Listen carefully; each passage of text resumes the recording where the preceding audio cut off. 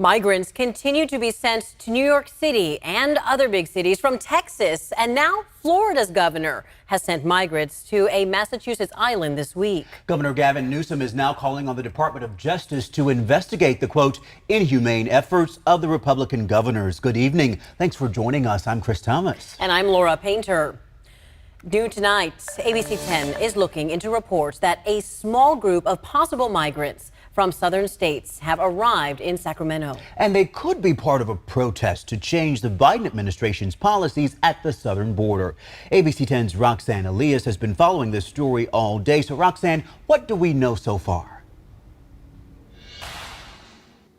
Chris and Laura, what we can confirm right now is that 3 men arrived here at the Sacramento Food Bank and Family Services here in Oak Park. Then today, another 5 men arrived, they say without shoes, and they were handed off to a group known as NorCal Resist. This is the tweet making its rounds in Northern California. NorCal Resist posted it yesterday saying, "We have a small group of migrants dumped in Sacramento from Texas today.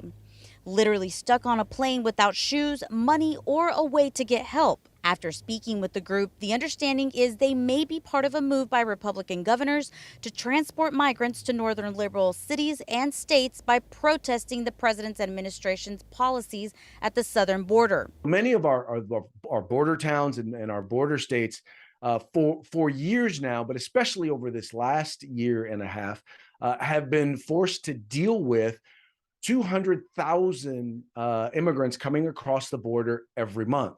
Now, those states have decided, in some cases, or at least some of those states, have decided that they're going to share the burden, in particular with cities and states that have declared themselves to be sanctuary states. Craig DeLuce, a spokesperson for the California Republican Assembly, says in particular with cities and states that have declared themselves to be sanctuary states. Immigrant advocacy group California Immigrant Policy Center says it is no way to deal with the issue. We want to be very clear that these are inhumane and cruel acts, that many of the migrants that have made their way to the United States, including asylum seekers, deserve due process. They have earned the right to plead their cases in court, and they deserve to be treated with kindness and respect and not be sent to these places under false pretenses. In this letter from Governor Gavin Newsom,